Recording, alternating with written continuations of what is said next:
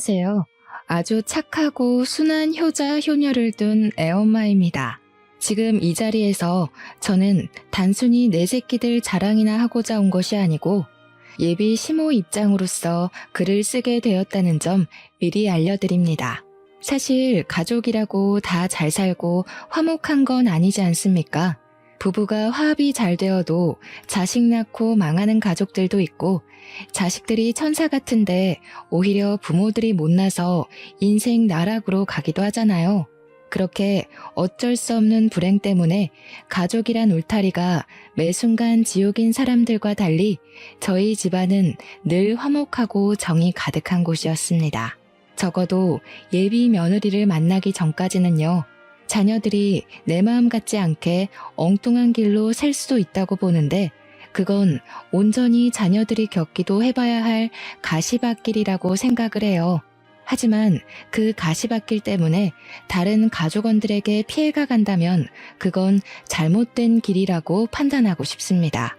제겐 겨우 얻은 예비 며느리가 있는데요. 남의 집 귀한 딸 데려와 함부로 할 생각은 추호도 없던 저는 예비 며느리 소식을 들었을 때 그저 기쁘기만 했습니다. 그런데 그게 제 인생 최대의 고민이 될 줄은 몰랐네요. 전 나름 죄 안 짓고 성실하게 살아왔다고 생각했는데 왜 제게 며느리 복은 주어지지 않은 건지 지나고 보니까 좀 속상하더라고요. 집에 새 식구 하나 들어올 뻔했다는 것만으로도 그저 효자이기만 하던 제 아들이 그렇게나 악의적으로 변할 수 있다는 건 제가 정말 지금 생각해도 아직 가슴 떨리고 무서운 일이에요. 저는 섬에 사는 사람인데요. 남편과 거제에서 살다가 사랑스러운 우리 연년생 자식들을 낳고 섬에 들어가게 되었습니다. 사실상 직장을 옮긴 남편을 따라 섬으로 들어가게 된 거였죠. 남편이 어장 일을 했기 때문에 거제에서 이를 친구 소개로 육지도라는 섬을 알게 되어 직장을 옮기게 된 거였습니다. 육지도에는 학교가 중학교까지밖에 없어요. 그래서 저는 중학생 때까지 육지에서 키우다가 고등학교 때부턴 객지로 보내 애들을 자취시켰습니다. 섬에서 좋은 것만 먹고 좋은 것만 보고 살았는지 우리 애들은 군말 없이 효자 효녀로 잘 자라주었어요. 사교육이 어려운 육지라는 지역에서 겨우 교회에 아는 지인 딸에게 과외비를 주고 수학을 배우게 한 것 말고는 따로 공부를 시킨 것도 없는데 고맙게도 애들이 알아서 성적 관리까지 잘 하더라고요. 육지 학교 안에서 1, 2등을 하는 성적이었지만 사실 객지 친구들과 직접 겨뤄보지 않은 성적이기에 저랑 남편은 애들 공부 실력에 관해 큰 기대는 안 했어요. 그런데 이 기특한 애들이 고등학교를 가도 전교 5등 안에서 노는 겁니다. 그때도 신기하기만 했는데 고3이 되고 수시 입시를 지원할 때 딸 담임 선생님한테 전화가 오고 다음 해에 아들 담임 선생님한테 전화 왔을 때 알았어요. 우리 애들이 정말 잘하는 애들이구나 하고요. 저희 집의 경우 특이하게도 딸이 의대의 길을 가니 아들도 누나를 따라 의대를 가게 된 경우거든요. 저랑 남편은 우리 자식들이 둘 다 의사의 꿈을 가졌었다는 걸 지금 생각해도 놀라운 점이라고 보고 있어요. 그렇다고 저랑 남편이 강요한 건 절대 없었습니다. 둘이서 알아서 착실하게 자기 살 길을 이룬 애들이 얼마나 자랑스러운지 몰라요. 애들 덕분에 졸지에 우리는 섬에서 자식 농사 잘한 집안으로 소문이 나기도 했었답니다. 동네 사람들이 우리더러 애들이 알아서 잘 커주니 참 걱정 없겠다며 많이 부러워했는데요. 사실 자식 둔 부모들은 다 알 거라고 생각해요. 내 자식 내가 눈 감기 전까지 걱정하고 마음 졸이는 게 부모 마음이지 않겠습니까? 그러니 무려 의사 자식을 둔 제게도 자식을 향한 고민은 끊임없이 있다는 겁니다.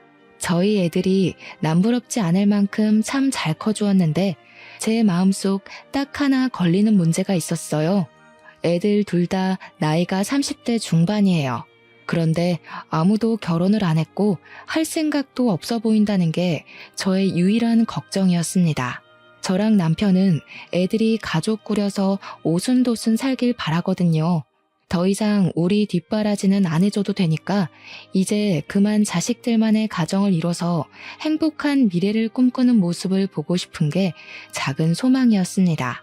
그런데 어떻게 된 게 둘은 똑같이 의사를 하더니 결혼에 관심이 없는 것마저 똑같을 수가 있는지 모르겠어요. 한 녀석이라도 가정을 만든다면 마음이 좀 놓이겠건만 애들은 영 직장일 말고는 관심이 없대요. 제가 한 번씩 애들한테 결혼 얘기를 슬쩍 언급하면 둘 다 하하 웃기만 할 뿐 전혀 이성을 만날 생각이 없어 보였습니다. 제 딸은 산부인과 의사이고 아들은 소아과 의사입니다. 그 말은 즉 가정 이룬 사람들을 빈번하게 만난다는 뜻이기도 하죠. 그렇게 예쁜 아기들을 보고 사이좋은 가족들을 보면서도 애들은 돌부처 마냥 그저 남의 일이라고만 생각하더라고요. 전혀 부럽지가 않대요. 남편은 애들 알아서 잘하니까 그냥 자기 인생 알아서 살게 내버려두라고 하길래 입은 다물고 있었어요. 그렇다고 해서 아예 마음이 놓이지는 않았죠. 그렇게 나이 1살, 2살 먹어가던 중이었어요.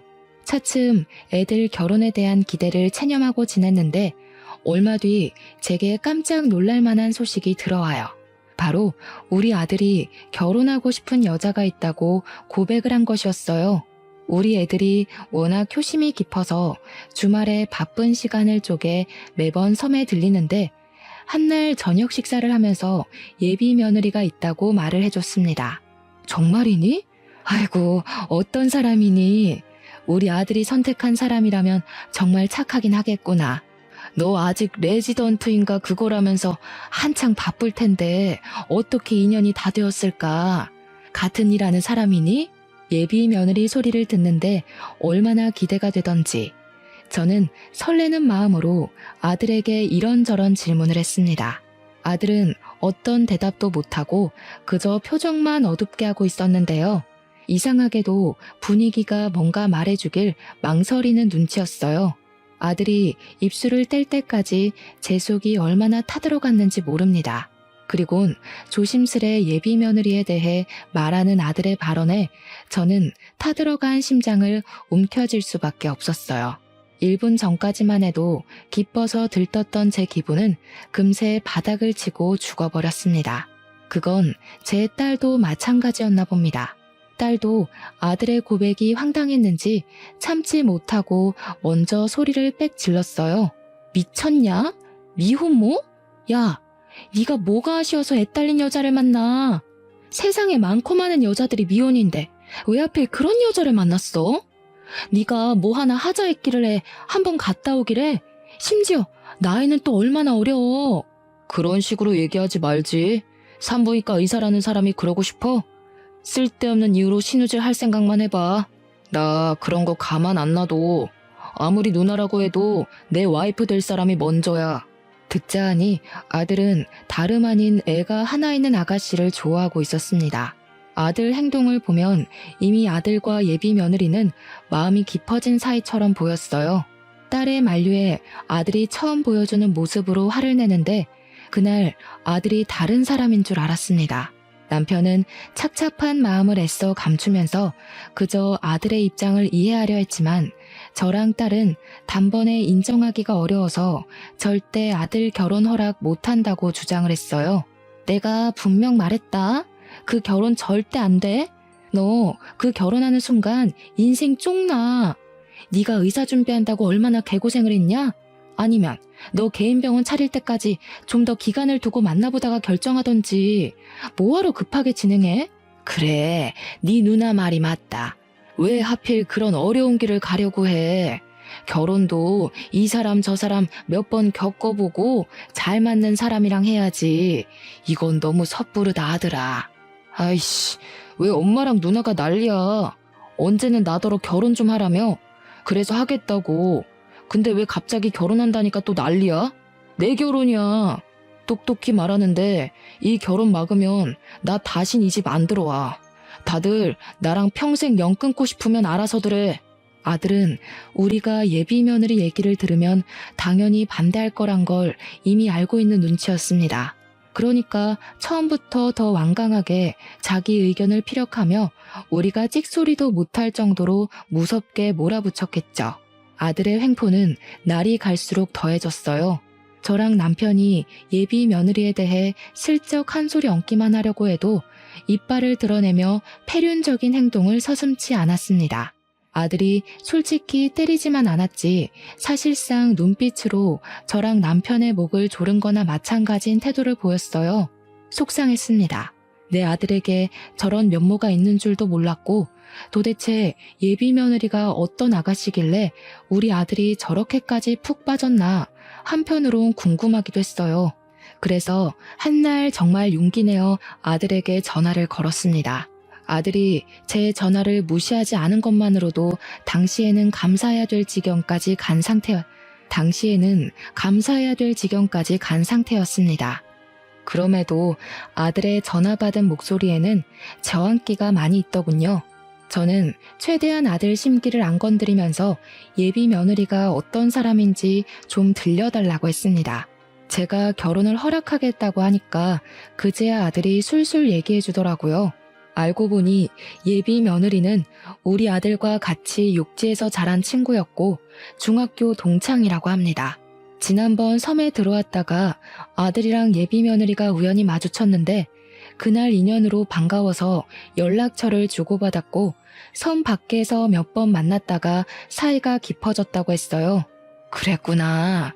엄마는 아들 동창이라고 해도 워낙 까마득해서 어떤 친구였는지 기억은 잘 안 나네. 뭐 네가 어련히 잘 봤겠지. 그래도 정말 각오 많이 해야 될 거야. 남의 키우는 게 쉬운 일이 아니잖니. 엄마, 나 소아과 의사야. 내가 그런 것도 생각 못 해봤겠어? 내가 남의 애를 다뤄도 수백 명을 다뤄. 애가 아직 어려서 내 자식처럼 키울 수 있을 것 같아. 그러니까 엄마도 응원 좀 해줬으면 좋겠어. 아들의 완고한 고집에 결국 저랑 남편은 아들의 앞날을 응원하기로 결정했습니다. 자식 이기는 부모 없다는 말은 괜한 말이 아니더라고요. 자식을 정말로 많이 사랑한다면 끝내 자식에게 백기를 들 수밖에 없도록 만들어진 게 부모의 존재이지 않습니까? 우리가 결혼을 허락하는 덕에 아들은 성질을 많이 죽였어요. 처음만큼은 아니지만 저희에게 예비 며느리를 소개해 주려고까지 했습니다. 꽤 경계를 푼 것이겠죠. 아들이 제대로 날짜를 잡아서 예비 며느리를 섬집으로 데려오기로 했어요. 그러면서 저한테 부탁하는 것이 하나 있었는데 좀 당황스럽더라고요. 그래도 엄연히 결혼 인사니까 저는 딸까지 있는 주말에 하면 좋겠다고 생각했는데 아들이 딸한테는 알리지 말라고 부탁을 하더라고요. 왜 그러냐고 물어봤더니 아들의 대답은 제게 생각지도 못한 충격을 안겨주었습니다. 옛날에 학교 다닐 때 누나가 혜영이 좀 괴롭히고 그랬대.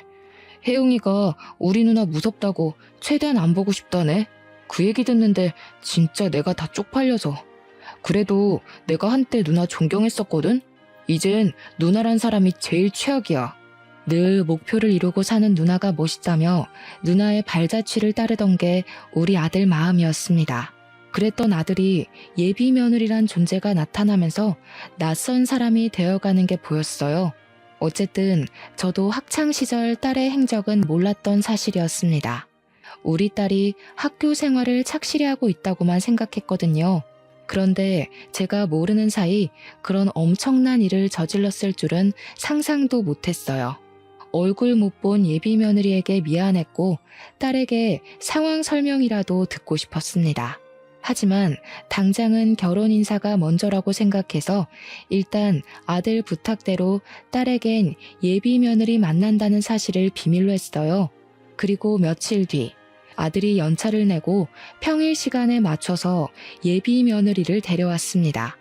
예비 며느리의 첫인상은 참 얌전하고 조용해 보였어요. 참한 것이 아니라 뭐랄까 나쁘게 말하면 좀 사람이 음침해 보인달까? 나름 어른 집에 온다고 신경 써서 머리를 묶었는데도 잔머리를 정리 안 해서 그런지 지저분해 보였고 피부가 하얀 편인데 다크서클이 있어서 어딘가 우울하고 기운 빠져 보이는 상이었어요. 인상이라도 좋으면 어떻게든 예비 며느리를 고운 눈으로 봐주려고 했는데 들어와서도 저랑 남편의 눈을 똑바로 못 쳐다보고 죄인처럼 바닥만 보고 있는 예비 며느리가 예뻐 보이진 않았습니다. 게다가 아들이랑 둘이 같이 들어오는데 아들 품에 예비 며느리 애로 보이는 아기가 안겨 있더라고요. 남의 자식을 안고 있는 아들의 모습을 상상은 했었지만 막상 직접 보니 또 한 번 심장이 철렁하는 거 아니겠습니까?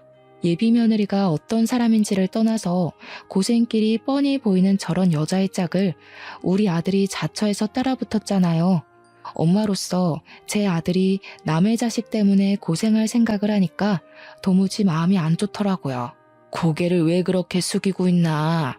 이렇게 힘든 결혼 마음먹었으면 더 떳떳하고 당당하게 스스로를 어필해야지요. 그래야 우리가 아가씨 힘든 사정 어떻게든 이해해보고 어울리지 않겠어요? 그래서 아가씨는 부모님 있어요? 삼촌이 하나 있는데 요양병원에 계셔. 너무 몰아붙이지 마. 혜영이가 이렇게 기죽을 수밖에 없는 건 어쩔 수 없는 사회적 낙인 같은 거야. 그냥 내가 옆에서 혜영이 자존감 일으킬 수 있게 도와주면 돼. 제가 보기엔 예비 며느리한테서 여자로서의 매력도 전혀 없는 것 같은데 대체 우리 아들이 뭘 보고 끔뻑 넘어갔는지 모르겠더군요. 예비 며느리는 제가 묻는 말에 대답도 안 하고 움찔거리기만 하더니 답이란 답은 우리 아들이 대신해서 예비 며느리를 대변해주고 있는데 그 꼴이 아주 황당했습니다. 남편은 이미 예비 며느리에 대한 기대를 놓은 것 같았어요. 제가 남편한테 뭐 묻고 싶은 거 있냐고 눈짓을 주면 남편은 고개만 젓더군요. 예비 며느리에게 궁금한 것도 없고 해줄 말도 없을 만큼 단념한 것이겠죠.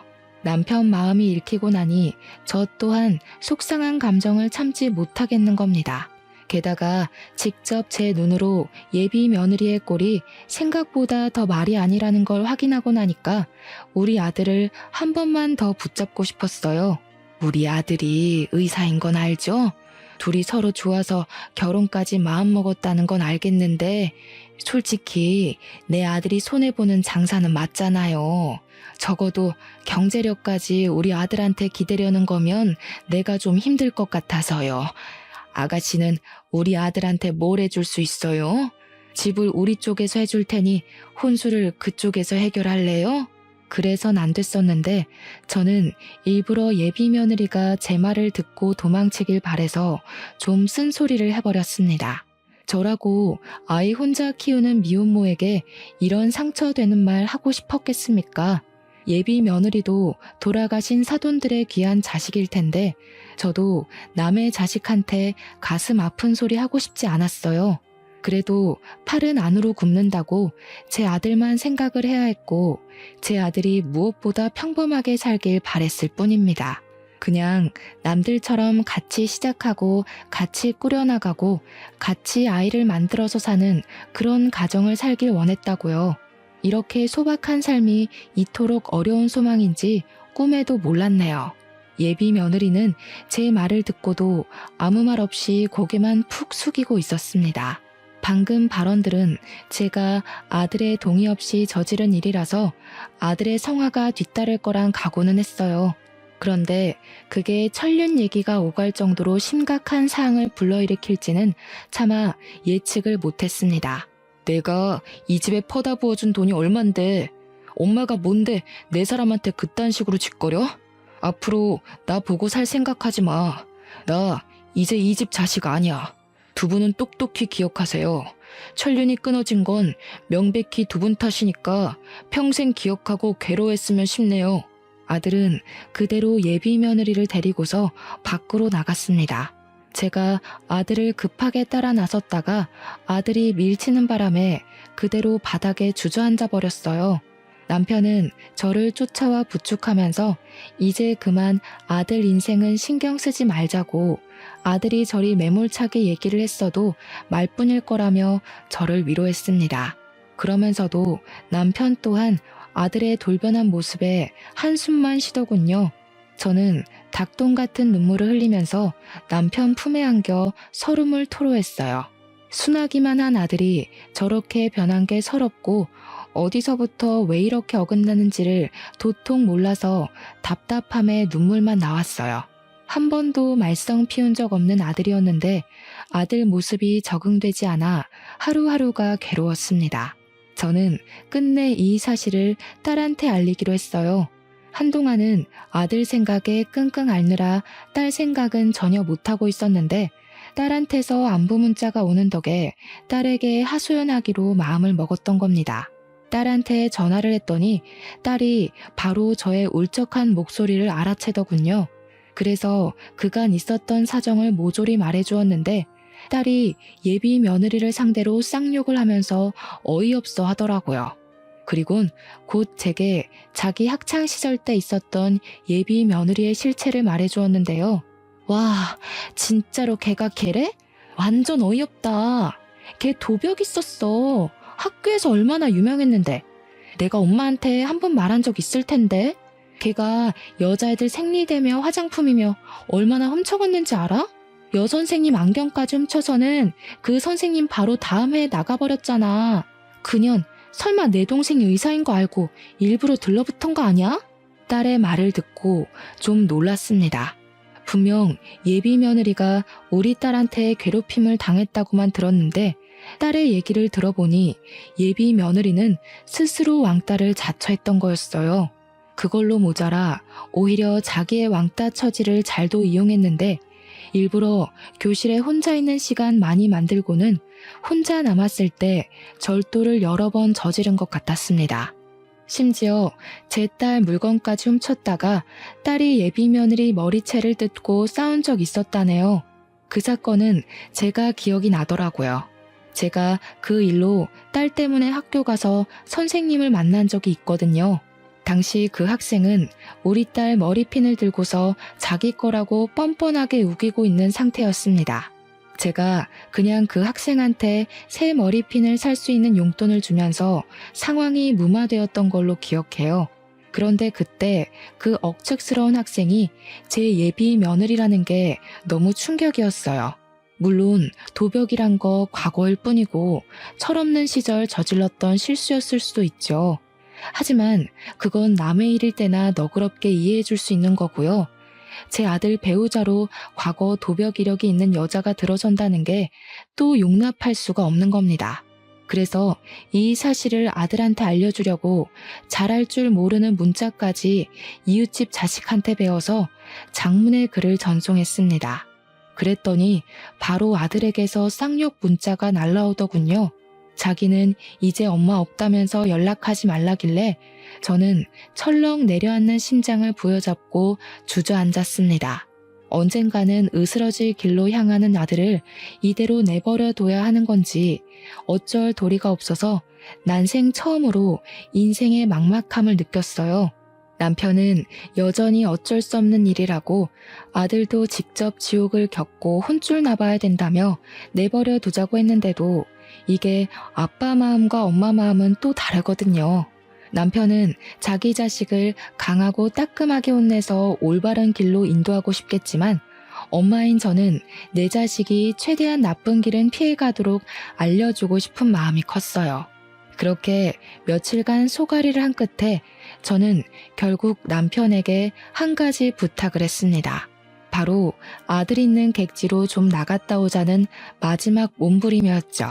남편도 아들 내버려 두라면서 신경 안 쓰는 척해도 속은 그게 아닌가 보더라고요. 아들 인생이 나락으로 가고 있는 게 뻔히 보이니까 마음에 걸렸는지 제 제안을 흔쾌히 수긍했습니다. 저는 아들이 아닌 딸한테 물어 아들 자취방 주소를 얻었어요. 당시 아들이 제 연락을 일절 무시했거든요. 딸은 처음엔 저희가 아들 집에 찾아가는 걸 말렸습니다. 아들이 지금 눈깔 돌아서 부모도 모른다고 이대로 갑자기 찾아가면 무슨 폐륜을 저지를지 모른다는 얘기였어요. 하지만 저는 그 정도는 감당할 수 있다는 생각으로 아들 집을 찾아간 겁니다. 이대로 일이 잘못되면 영영 우리 아들을 보고 살 수 없을지도 모를 것이고 결국 돌아올 수 없는 강을 건넌 아들의 밑바닥까지 확인하는 꼴만 되겠죠. 최악의 최악까지 예측을 했고 마음을 계속 다스렸습니다. 아들이 저희를 영원히 안 보고 살지언정 저는 아들에게 마지막 경고를 때려야 될 것 같았어요. 딸도 할 일 마치고 아들 집으로 바로 출발하겠다고 하더라고요. 저는 이번에 진짜 마지막으로 아들을 붙잡아 보고 정말 안 되면 아들을 놓아주기로 결단 내리며 아들이 지내고 있는 부산 집을 찾아갔습니다. 문전박대 당할 각오를 하고 초인종을 눌렀더니 안에서 갑자기 쿵쾅대며 난리가 났더라고요. 한참이나 별다른 기척 없다가 뒤늦게 문이 확 열렸는데 우리 아들 집에서 나온 사람은 아들이 아닌 예비 며느리였습니다. 예비 며느리도 문 열기 전 인터폰으로 저를 확인 안 하고 문을 연 건지 깜짝 놀라더라고요. 놀란 건 저도 마찬가지였어요. 당연히 제 아들이 내다볼 줄 알았거든요. 어머님이 여긴 어쩐 일이세요? 오시는 거면 연락을 하셨어야죠. 오빠한테 연락하고 오신 거예요? 아닌데. 오늘 아침까지도 오빠한테서 별말 없었는데. 아들이 연락을 안 받으니 할 말이 있어도 할 수가 있어야죠. 그런데 아침이라니? 설마 둘이서 동거하는 건 아니죠? 예비 며느리는 그저 제 질문보다는 다른 곳에 신경을 두고 있는 듯 했습니다. 제 질문에 옳게 대답 못하고 동문서답하는 걸 보니 어딘가 모르게 뒤 구린 징조가 느껴졌어요. 게다가 며느리의 편한 옷차림을 보니까 동거를 하고 있는 사실이 맞는 것 같더라고요. 저는 예비 며느리에게 더 묻지 않고 그냥 눈으로 보는 게 나을 것 같아서 제 앞을 막아서고 있는 예비 며느리를 밀어내고 안으로 들어갔습니다. 그리고 저는 거실에서 걸음을 세울 수밖에 없었죠. 예비 며느리가 왜 그렇게 정신 딴 데 팔린 사람처럼 행동했는지 그 이유가 눈앞에 서 있었기 때문이었어요. 들어갔더니 있어야 될 우리 아들은 없고 웬 백팩을 맨 아저씨가 하나 서 있더라고요. 저랑 남편이 예비 며느리한테 누구냐고 의심의 눈초리로 물었더니 예비 며느리가 당황하면서 삼촌이라고 하는 겁니다. 삼촌은 요양병원에 계신다고 하지 않았니? 왜 주인도 없는 집에 객식구가 들어와서 주인 행세를 하고 있는 건지 모르겠네. 아들도 아는 사실이야? 그럼요. 제가 오빠 허락도 안 받고 아무나 드렸을까 봐요. 그리고 저희 삼촌 크게 몸 안 좋은 거 아니라서 외출도 가능해요. 삼촌, 이제 그만 가봐. 나는 어머님 아버님 모셔야 돼서. 예비 며느리는 성급하게 그 아저씨를 쫓아내려고 했습니다. 저희가 예비 며느리의 적극적인 태도를 그날 처음 봤거든요. 당연히 말도 잘 못하고 사회성도 부족해 보였는데 그날 다시 만난 예비 며느리를 보니 과거에 제 딸과 머리채를 뜯고 싸웠다는 학생과 겹쳐 보이더라고요.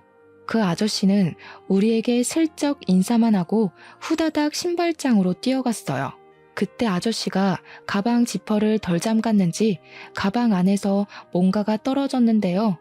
아무리 눈 씻고 봐도 우리 아들 시계랑 똑같은 거 아니겠어요? 저 시계는 아들이 의사 면허 땄을 때 제 남편이 고생했다고 사줬던 명품 시계였습니다. 우리 아들 거랑 똑같은 게 맞나 확인하려고 그걸 주우려 했는데 그 순간 아저씨가 냅다 주워서는 집 밖으로 뛰쳐나갔어요. 그 사이에서 예비 며느리는 어쩔 줄 모르고 서 있더군요.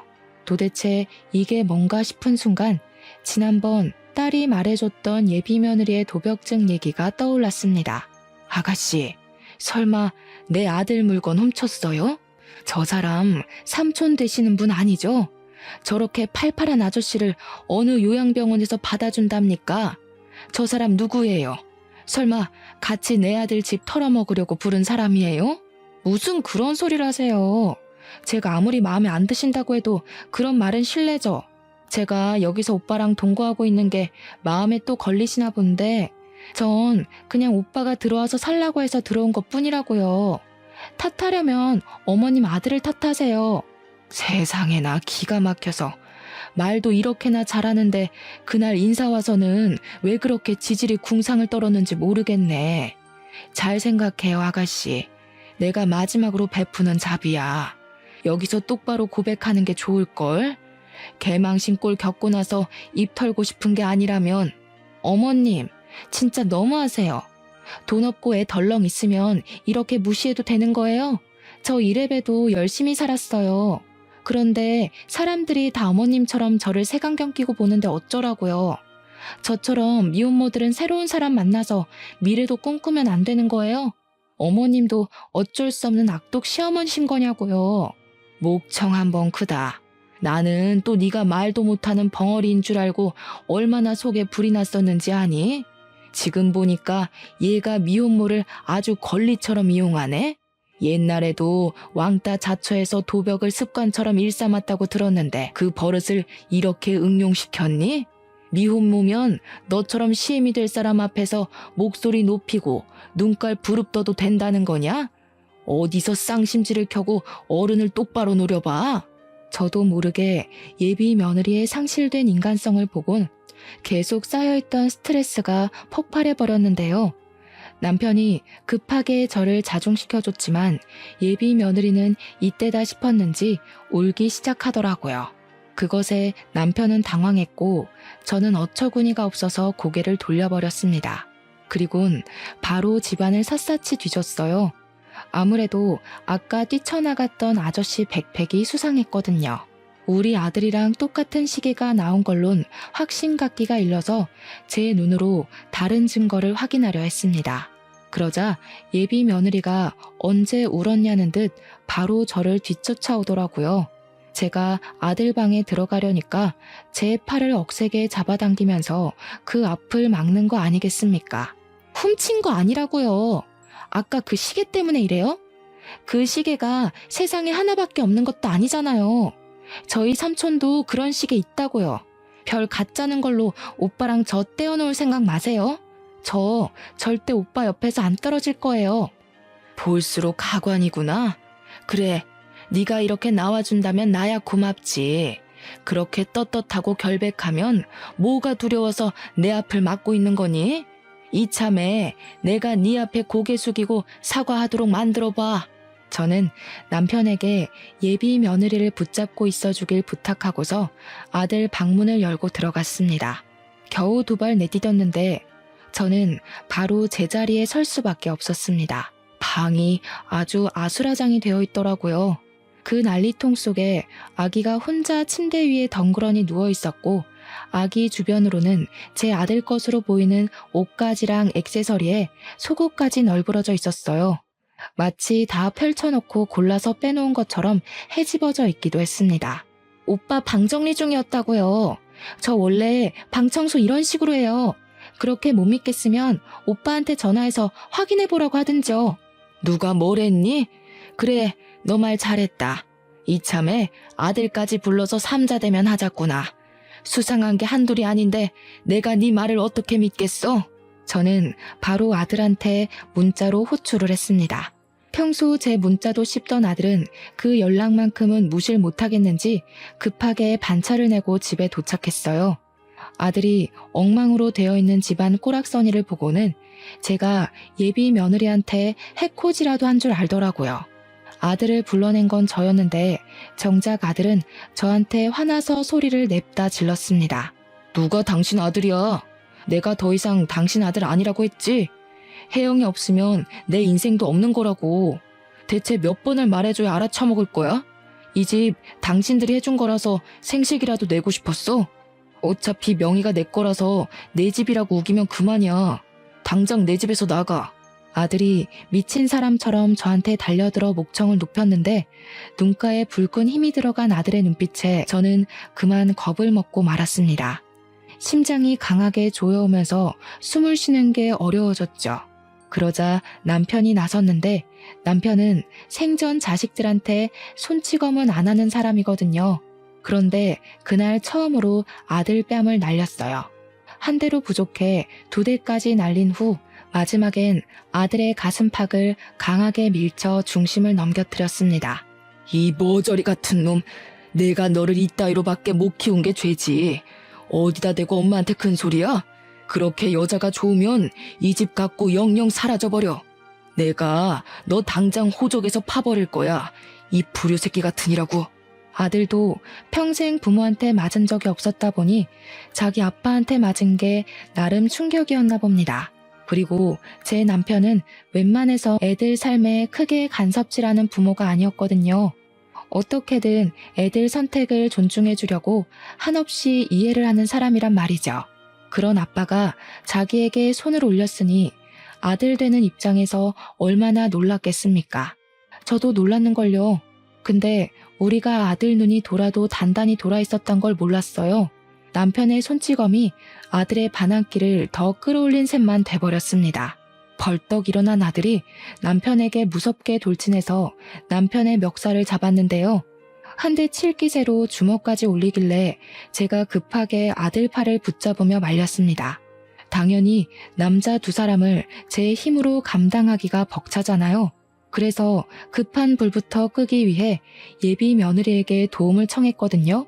그런데 그때 제가 못 볼 꼴을 보고 말았지 뭡니까. 제가 예비 며느리에게 당장 와서 말리라고 소리치던 그 순간 예비 며느리의 표정이 너무 소름이었습니다. 그년 얼굴에서 이미 내 아들은 자기한테 눈이 멀었으니 부모님 같은 거 안중에 없다는 확신을 담고 있는 모습이었어요. 아주 뻔뻔하게 저를 보고 비소를 슬쩍 올리는데 순간 제 손에서 힘이 빠져버렸습니다. 살면서 등골에 소름이 쫙 돋는 경험을 그날 처음 했어요. 예비 며느리가 정말 사람처럼 안 보였죠. 그리곤 그 두려운 마음이 곧 아들에 대한 원망으로 바뀌게 되더라고요.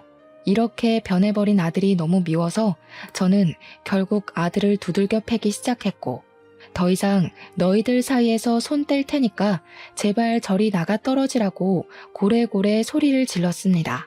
그러자 제 말에 불씨가 확 죽은 아들이 순순히 물러났어요.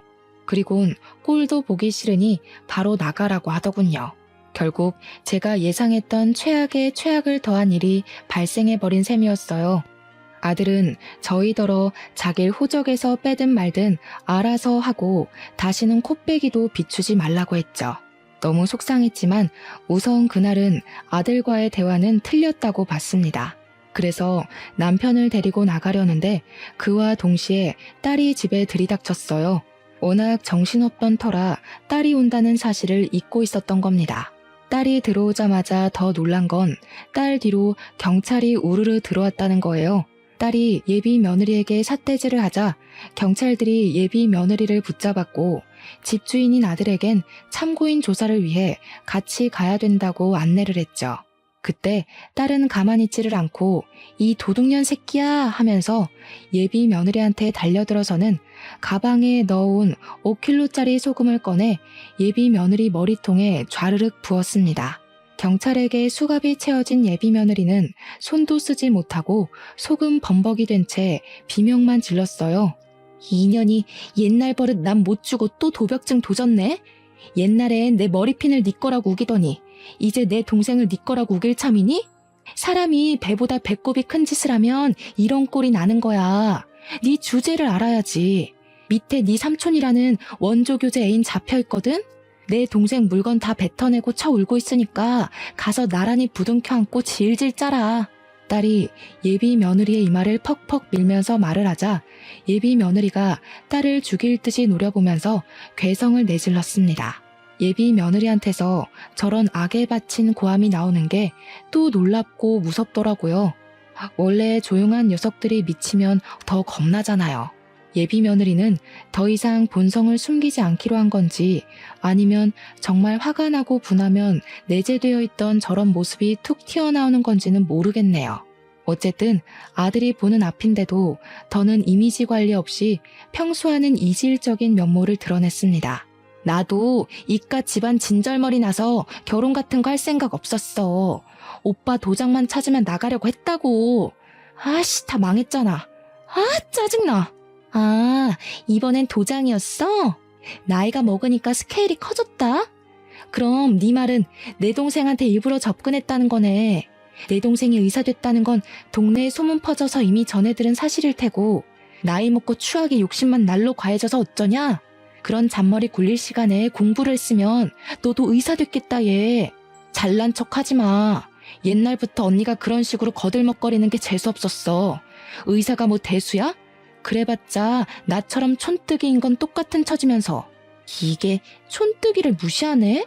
촌뜨기도 해내는 의사를 너는 못하고 도둑질만 해댔지 않아? 뭔 자신감으로 의사를 얕볼까?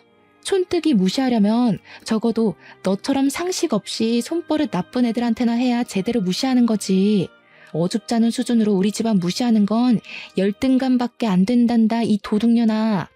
딸과 예비 며느리가 하는 대화에서는 예비 며느리의 인간성을 도드라지게 확인할 수 있는 증거 현장이나 다름없었습니다. 저희들 다 놀랐지만 무엇보다 아들이 심하게 충격먹은 것 같았어요. 바짝 경직되어선 믿을 수 없다는 얼굴로 예비 며느리만 바라보더라고요. 저는 그 모습을 보고 아들이 완벽하게 정신을 차렸으면 해서 좀 더 쐐기를 박아야 할 것 같았어요. 그래서 예비 며느리에게 다가가 그년 뒷주머니에 있는 전자담배를 꺼냈습니다. 우리 아들은 담배도 안 피우는데 명색의 악이 엄마라는 사람이 영 깡통이구나. 네 아들은 무슨 죄니? 도둑질하는데 이용하려고 애 낳았니? 동정심이 필요해서? 네 아들 네가 엉망으로 키우든 말든 우리 알 바 아닌데 내 아들까지 엉망으로 끌고 가는 건 나 못 본다. 어디 철딱서니 없이 도둑질이야? 가서 콩밥 처먹으면서 반성해. 저는 전자담배를 예비 며느리 입에 쑤셔 넣어주고 경찰에게 그만 가봐도 좋다고 했습니다. 아들은 참고인으로 같이 동행하면서도 내내 얼이 빠져 있었어요. 아들이 돌아올 때까지 우리 식구는 전부 아들 집에서 잠자코 기다렸는데 아들이 다 늦은 밤이 되어도 귀가를 안 하는 겁니다. 혹시라도 우리에게 실수한 것 때문에 자책을 심하게 해서 엉뚱한 생각이라도 할까봐 갑자기 무섭더라고요. 연락까지 안 되니까 점점 불안해져서 저는 바로 아들 찾아 나가보려고 자리를 박차고 일어났습니다. 남편이랑 딸도 불안했던 건 마찬가지였나 봐요. 다들 군말 않고 집을 나서려고 했습니다. 그런데 현관문을 여는 순간 내려가는 계단 쪽에서 웬 사람이 하나 앉아있더라고요. 네, 제 아들이었습니다. 잠깐이나마 불안했던 마음을 쓸어내리면서 저는 급하게 어두운 곳에 홀로 있는 아들에게 향했어요. 아들은 울고 있었습니다. 죄송해요. 제가 용서받지 못할 짓을 저질렀어요. 아무리 돈에 미쳐도 엄마 아빠한테 그러면 안 되는 거였는데 나 버려도 엄마 아빠 탓 안 할게. 이게 무슨 소리인가 하니 아들이 말하길 예비 며느리에게 끔뻑 넘어갔던 이유가 요양병원에 있다는 삼촌이 자기 개원하는 데 투자를 해준다고 해서 혹했다고 하는 겁니다. 그런데 경찰서에서 조사를 하다가 알아낸 건데 이미 삼촌이란 존재는 돌아가시고 없었대요. 그러니까 결국은 제 아들을 깨어내기 위한 예비 며느리의 큰 그림이었던 거죠. 예비 며느리는 함께했던 원조교제 아저씨랑 나란히 절도죄 형량을 받고 구속 처리가 되었습니다. 모든 게 처리된 이후 아들은 우리에게 진심으로 사죄하고 고개를 숙였어요. 저희 식구는 아들의 잘잘못은 정확히 따져주었고 용서는 그 뒤에 받아주었습니다. 앞으로 미안한 만큼 가족한테 잘하면 되는 거라고 버리네 마네 소리 같은 건 하지 말라고 말이죠. 그날 이후 아들에게선 큰 변화가 찾아왔어요. 가족에게 둘도 없는 효자 아들로 돌아와 준 건 다행이었지만 아들이 여자를 무서워하게 된 겁니다. 예비 며느리의 일을 평생 반성하면서 비혼주의를 선언해버리고 말았어요.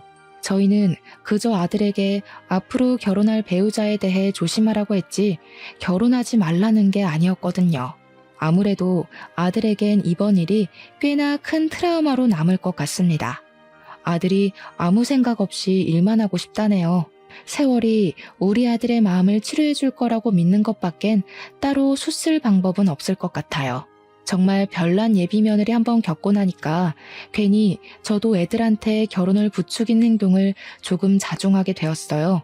사실 결혼이 인생의 전부가 아닌데 제가 너무 결혼에 큰 의의를 두고 있었던 듯 싶습니다. 결혼은 해도 되고 말면 말고의 풍습뿐이잖아요. 앞으로는 우리 가족끼리 있을 수 있는 이 귀한 시간에 감사하면서 하루하루를 의미 있게 보내려 합니다. 제가 바라는 건 자녀들이 저의 곁을 결혼해서 떠나는 게 아니라 저의 곁에서 즐거운 웃음 많이 보여주며 시간을 보내는 것이란 걸 이제야 깨달았네요. 새 식구도 좋지만 다들 저와 다르게 본래 내 혈육을 아끼고 존중하는 분들이 되셨으면 해요. 제 사연은 여기까지입니다. 긴 글 들어주셔서 너무 감사드려요. 항상 행복한 날 되셔요.